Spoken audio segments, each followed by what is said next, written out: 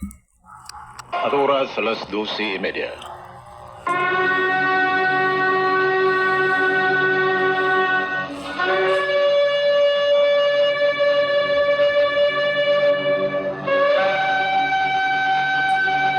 Shalom Aleichem, maayong hapon na sa kaning kanamasok itig welcome to the Balik Hebrew program din sa QM Radio Kay 819 kHz sa oras alas 12:30 ang tudlaw na sa Lunes ang tud sa adlong Sabado. Kini si Muri Azaria Gilbert Menyosa, Juan Spikas Lawak, Engineer Ronel Madres, Roy Johnson, tong Station Manager. Magatimbay kaning tanan 0929-311-3484. Kay igsonan kanyo mabut sa online classes. Ang atong online classes gipahigayon matag Miyerkules sa gabi o sa Sabado sa gabi. Og matag Miyerkules ang ato ang subject may tungod sa kasidot and particularly focusing on character traits refinement. And matag Sabado sa gabi sa alas 7 ang halakha for the nations. And alang sa taga Tagum now Domingo ang gathering din wala pa alas 9 hangtod sa alas 12 pasado. Okay, daghang salamat mga kaigsunan ko na atong gikaisgutan sa nangagitong mga Sibya ang kagawasan gikan sa mga bakak, limbong ug ang mga ilad. Kitang tanan dili ta gusto nga mailad, dili ta gusto nga mo gunit og bakak. Og ang tanan agreeable nga kung tinuod na siya walay si bisan kinsang maka barog, walay si bisan kinsang makasagang anak tinuod man siya. Magabasa ako sa Deuteronomy 13 reading from 1. It says, "Et kol hadivare masher anochi mitzave etchem odo tismeru laasut lo tosef Allah velo tegruu mimeno." Be careful to observe only that which I enjoin upon you, neither add to it nor take away from it. Okay? So, magbantay kamo nga ang ako alamang o bantayin ninyo pag-ayo nga ang ako alamang gisulti ka ninyo mao ang inyuhang gunitan, inyuhang tindugan, or kamo mo makiglambigit niini. Tungod kay ang term nga knowledge, daat in Hebrew, is to make one, to become one with the issue. So kung unsang imuang nadungog o unsang imong gitindugan, you become one with it. And in Hebrew it says, Kol hadavar asher anoche mitzave etchem. Sa mga pulong akong gisugo kaninyo. Unsa ni siya nga mga pulong nga gisugo? That is the Torah. Now, the mitzvah is the Torah. O tungod yan adunay warning. Lo tosef alav velo tegrau mimeno. Lo tosef means ayaw jud ninyo og dungag-dungagi. Ayaw mo paghimo og inyuha. Now, og ayaw mo og gunit ni adtong mga hinimo-himo nga dili iya sa Torah. Nor take away from it. Velo tegrau memeno. Og ayaw ninyo kuhai. Ayaw ninyo tanggali o ayaw ninyo kaltasa. So, makita nato ning dagdag bawas nga warning na siya sa Torah na bawal ang magdagdag, bawal ang magbawas. So, kung bisan man gani og buto diri sa Pilipinas nga diin common kay ng dagdag bawas nga linya nga mga istorya, how much more sa mga linya nga gisugo sa ato ang Creator. Bawal magdagdag, bawal magbawas. Okay? ug sa sunod nga mga verses makita nato kinsa ning nagadagdag, kinsa ning nagabawas. It says, Kiyakum Bekervika Navi O Kolim Kalom. If there appears among you a prophet or a dream diviner or dreamer, and who gives you a sign, now, Binatan Elecha Oath Omofet or wonders. So diri na ang warning mga kaigsonan, mao nga magbantay kay bisan adunay mga magpakaroningnon nga sila propeta or mga tao nga mga speakers. The word prophet in Hebrew is navi. Mao ni atong Bisaya nga nanabi. Aduna unyay manabi. Aduna unyay mga tabian nga mga tao tigpama ba kung baga. Og magdadamgo mo sulti siya nga gidamgo siya, gipadamgo daw siya sa iyang Ginoo. Ug unya aron naay mga tao nga madali niya magpakita siya sign o wonders, oath o mofet. So makita nato mga kaigsoona na ang truth dili pwede danihon og signs and wonders. Wow. Nagpasabot nga ang truth dili pwede kambyohan og milagro. Ang question, wala ba rin milagro ang source of truth? Ang magbubuhat sa langit ug sa yuta, si Hashem, wala ba rin milagro? Tanaw ninyo ang milagro niya sa Book of Exodus. Now, ang naitabo sa Egypt. Nga diin, pulo ka mga kastigo ang iyahang pakita og pulo usab ka miracles ang gihatag niya sa Israel. Nga samtang ang mga Egyptians naganto sa pulo ka mga hampak, ang mga Israelita usab sila protektado, sila gimilagruhan nga dili sila maigo sa pulo ka mga hampak. So it is a punishment or judgment to the Egyptians. And on the other hand, it is a miracle protection to Israel. And then, in the Pirkei Avot, chapter 5, when they crossed the Red Sea, there were also 10 miracles and 10 punishments for Pharaoh and his soldiers. Wow. No, abi na to, nabuak lang ang dagat, niya mo na to ang milagro. Gidetalye sa Pirkei Avot. No? Pulo ka milagro ang gihimo niya diha sa Red Sea. No, taganda og sample. Ang yuta nga ilang giagian, normally humok na siya kay dagat, pero siya gahi, mura siya espalto. And it's a miracle. Next, ang tubig misaka sa taas. It is a miracle. Nga naman, ang hangin o kalayo, mao ang duha ka elements nga diin, ang iyang nature is to go upward. From the lowest part of the earth, ang kalayo o ang tubig, kini siya musaka pa doon sa taas. Whereas, ang yuta o ang tubig, kini mupababa. So it is the nature of these two elements, the earth and the water, to flow down. Ug kung ang tubig, misaka siya padulong sa taas, ug nahimo siyang covering, murag tunnel. Dili maunang mga kanang nas pelikula nga nabuwak ang dagat, yan ang lakaw sila.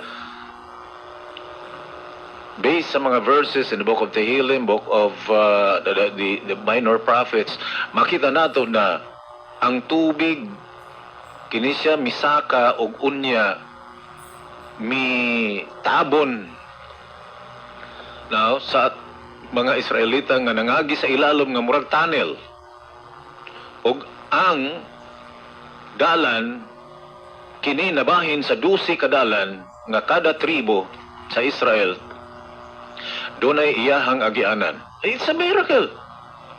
Another miracle, kung uhawon sila, mga bata, kung uhawon, ilalang iduol ang ilaang sudlanan sa tubig diha sa nigahi nga bungbong ug unya muagas aron sila makainom og priskong tubig ug unya kung mabagsak ang tubig sa ubos mugahi murag simento.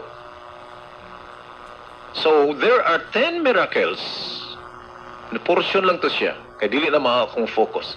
10 miracles ipakita ni Hashem dito sa dagat og 10 judgments iya usab nga gipakita ngadto kang Pharaoh og sa iyang mga soldiers. Then another miracle, ang mana kini mi ulan dito sa pultahan sa mga tent sa mga Israelita for 40 years. For 40 years. Ug ang tubig niaga sa bato. Ug unya ang tubig nga nilagay gikan sa bato na imong balon. Ug nikuyog-kuyog nila sulod sa ilang pag-journey sa 40 ka tuig sa wilderness. It's a miracle. Kumbaga, I need not another miracle just to convince me or persuade me who is the true creator of the universe. Wala ko na kinahanglan og lain pang prueba sa milagro. Aron ko kumbensihon nga kanang ilang Ginoo mao ang tinuod. I need not a miracle. Except this written, proven, and credible miracles happened in the time of the Exodus and the wilderness journey. So, ang verse sa Deuteronomy 13 nga kung aduna may mo tungha nga mga propeta matigpamaba kumbaga, no? Kanang moingon nga giingnan ko sa Ginoo, the Lord spoke to me, kanang mga tao nga may ana. Propeta na sila, basta mingon na ganina sila. Ang ilang but pasabot, sila ang tigpamaba. And that's why the word prophet is nabi. Sila ang nanabi. Ugonya, kolem kalom. That means dreamer of dreams. Dili ba imong madungog ni? Ako gadamgo ko. Mao ni akong damgo. Mao ni ang Ginoo. Mao ni kaigsunan. No? Nasulat naman yun ni siya nga manungha ning magklaseng mga tao. Yung mga tao nga tigpamaba, nanabi, ugon niya, mga dreamer of dreams. And also, mapakita pag signs. Now, it's either trick, mura ba, o magic, nga dili jud. There is no such magic. It's only a trick. No, gitrick lang ang tao. And then wonders. Okay, sunan. It says, saying, let us follow and worship another God. Ova haot, vihamofet, aser dever, eleka limor, nelka akari elokim akirim. Come, let us worship Elohim Akirim. Kanang idolatry sa Hebrew, pag-worship o other gods, nga gitawag na siyang Abuda Zara. Kung imong tanawon ang linya, kasagaran sa warning sa Torah, gitawag na siya Elohim Akirim. For example, Exodus 20 verse 2, Lo yiyilecha Elohim Akirim. Unsa nang Elohim Akirim? Elohim, usa ka generic term sa somebody nga gisip nilang gamhanan, kusgan, ug maoy manghuhusga. And then Achirim, that means it does not belong to Israel. It does not belong to what the Torah said. Dili siya mao ang gisulti sa Torah, o dili siya mao ang naghimo sa langit ug sa yuta. Dili siya mao ang naghimo kay Adam. Dili siya mao ang nagpadala og baha sa time ni Noah. Now, pangutana daw mo kanang mga Ginoong ginasimba ng mga religions. Siya ba ang nagpadala og baha sa time ni Noah? Dili siya mao ang nag-save kay Noah. Dili siya mao ang nag-covenant kay Noah, pinaagi sa pagpakita og rainbow. Okay, sunan ko. Kung dili siya mao, gitawag siya Elohim Achirim. O kini siya mga produkto sa mga ginasimba sa mga nations, mga kanasuran. And we are warned. Giwarningan ta. Nga naman, tungod kay walay laing Elohim, gawas lamang sa Elohim sa Israel. Si Hashem lang ang tinuod nga magbubuhat sa langit ug sa yuta. Mao na nga kung ang tao nakabalo kay Hashem, bisan usaon pa na nimo. Bisan usaon pa na nimo. Para sa mga Jew, doon yung mga Jewish nga nahimo silang sekular. Yes, of course, na sila mga pinagdaanan, nasaktan sila, no? And they got offended. Nahimo silang sekular. Pero, pasimbahan na sila idol. Magpakamatay na. Inaana lang ng mga sekular ang mga Jew. Pero, papilio na, simbag idol or patyon, magpakamatay na sila. Magpakamatay na. Mura si Shadrach, Meshach ug Abednego. Kumbaga si Azaria, Misael, and Kananya. Namao ang gihulog dito sa Hudno. Nganong gipili Manila nga ihulog sila sa Hudno? Mao na yung giingon mga kaigsuna na sanctification ordained.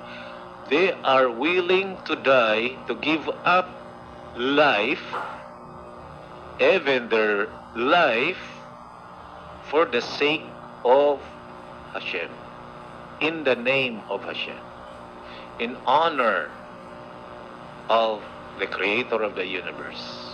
Muna bisan og secular mga Jew, magpakamatay na. No? Dili na sa musiba. Ano man, they're aware. No, they're aware. Kung baga, secular man sila, no? Naapa sila chance kung si Hashem lang ilang simbahon. Noong kang musimba sila glain, kung mainungdan nga, never nga sila mo yukbo o glaing Elohim. And then, it says, verse 4, do not heed the words of that prophet. Lo tishma el devrei hanevi hahu. Ayaw mo paminaw. Ano yung problema mga kaigsunan? Kining, kung maminaw ang tao ba? Tungod kay ang tao, vulnerable kaayo. Dili siya theologian. Dependent ra siya unsay madungog siya yung makita. Unsay gisunod-sunod. Gawas lamang nga itong mga tao, nga mga studios nga mga tao. Mga wide reader nga mga tao. Mga tao nga nag-ausisa, mga tao nga nag-investigate, ilang itagaan og seryoso nga aksyon ang pagtuon. Dili lamang sila emotional, kundi mga tao sila nga dunay intellectual virtue. Nga diin, ang ilang brain nag-work. Tungod kay daghang mga tao nga ang ilang emotion, ang ilang kasing-kasing mao ang nag-work. Muna giingon sa kadaghanan des Pilipinas, puso. No, it's not the heart. It must be the brain. Dili dapat ang kasing-kasing may tumanan. Because, as mentioned in the book of Jeremiah 79, the heart is the most deceitful. Who can discern it? Malimbungon ang kasing-kasing. And then in the book of Numbers, chapter 15, verse 39, so that you might not do what your heart tells you and what your eyes see. Aron dili ka mutuman, muhimo sa mabutang nga ang inyong kasing-kasing mao'y nagtulak or ang inyong mga mata nga mao'y nakakita. Kinahanglan nga ang mga tao, he must ruled by the brain and not by the heart. He must be ruled by his intelligence. Nga dunay objective nga knowledge ug dili siya dependent sa mga palibot. Kung sa may madungog, unsa may gisulti sa mga silingan niya or sa mga tapad niya, dili siya daling mudawat. Nga naman tungkol kay gwardyado ang iyahang brain. Kabalo siya kung siya tinuod. So, moring problema if ever ang tao maminaw. Kaya wala siya protection eh. O maupo doon tani ang gikinahanglan sa tao nga dapat maminaw sila sa Torah. Dapat ang Torah mo ipaminaw. Dili itong mga dreamer of dreams or katong mga nanabi. Dili itong mga tao mingon, the Lord told me, the Lord spoke to me. Nga nagpapanggap nga propeta siya. And they are false. Do not heed the words of that prophet or that dreamer of dreams. For Hashem your Elohim is testing you. Just imagine. Ultimo, na ay magpakita og miracle. Ngayon si Hashem, pagbantay mo, kay Tesla na siya. Kung baga, bisan pag naipatay mo bangon din na, kung dalo na mo sa dili mao, ayaw yun mo kapil. It doesn't mean nga, kung nabuhi ng patay din na, kini, tinuod na yun eh. Kaigsunan, huwag man nagpasabot nga si Hashem, dili makabuhi patay. Pero dili na mao ang sukatan. It's mamitaw nga ang sukatan sa Misaya. Dili ang miracle. Wala kayo mabasa nga ang trabaho sa Misaya tighimo siyang miracle. Ang Misaya mutudlo siyang Torah. And the whole earth shall be filled with the knowledge of Hashem as the waters cover the sea. In anang Misaya, he is a great scholar. Siyang mutudlo. Siyang maghatag og clear understanding sa tao. What is white and what is black. What is good and what is evil. So, makita nato na it is a part of the test of our knowledge.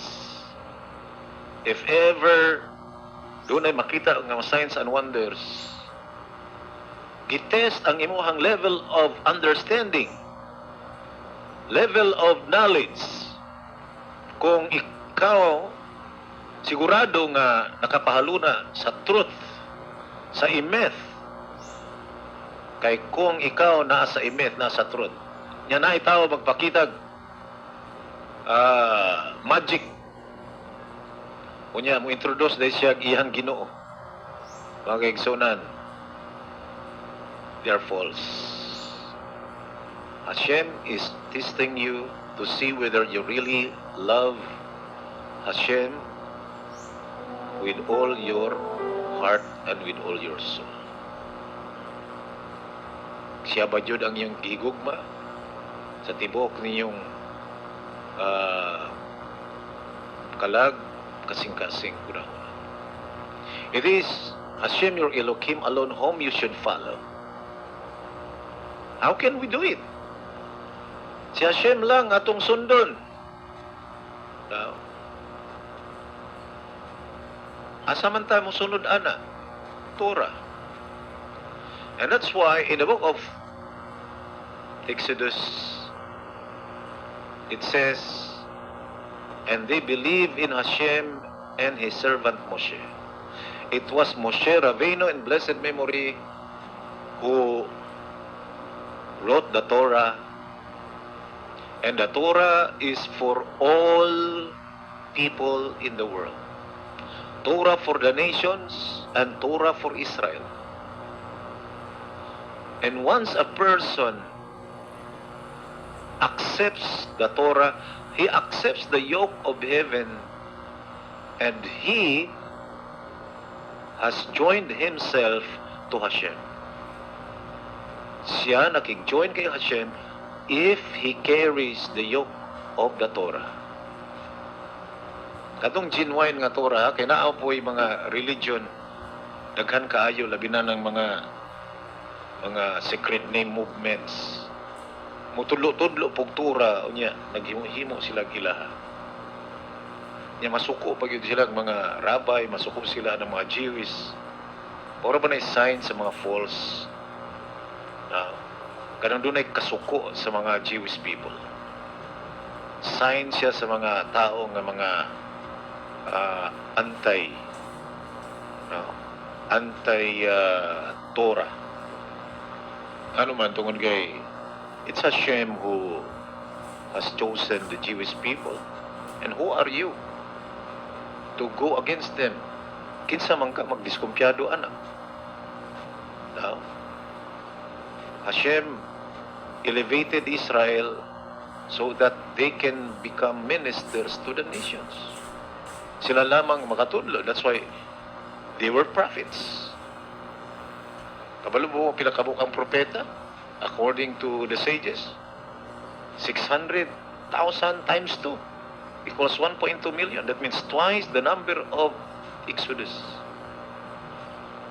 Kaduha ang number of Exodus. Can you just imagine 1.2 million ka mga prophets? Doon ay mga religions. Magsige ang kunangkon nga na sila propeta, na sila propeta. Nagingon, thank you. Because we only acknowledge Israel as the prophet. They are the only prophets. And we need to listen to them. Why? Because they were the spokesman of Hashem. Sila ang mga spokesman ni Hashem. Ano mga kaigsunan ko? No, minungdanon kayo nga isangon na to ang Torah sa atong abaga o ato kining dawaton. Why? Because the Torah and Hashem are one. If you accept the Torah, therefore you join yourself to Hashem. Ug ang mga taong nag-join kay Hashem, as mentioned in the book of Zechariah chapter 2 verse 14, those who join to Hashem shall be called my people. Amen. Tawagon ka og iyang mga katawhan if you join to Hashem. Mga kaigsunan, dili mo gusto tawagon tang nato sa bakak. Gusto nato na ta sa tinuod. Kung sa Diyos ang tinuod, wala lain ang tinuod, Torah lang. Therefore, I encourage this one. Panahon na. Balikan na to ang Torah. Pagtuon ta sa Torah, ayaw sayangi ang inyong kalag. Ayaw sayangi. Nga naman, tungod kay seryoso na siyang issue. Wala nang tayo oras mga kaigsunan. Sa ngalan sa tuang partners, Pikasalok Engineer Ronald Andresa, Roy Johnson, Station Manager, kini si Mori Azaria Gilbert Minyo sa Magayang Ganuntanan. Shalom Aleichem, Vili Hitrao.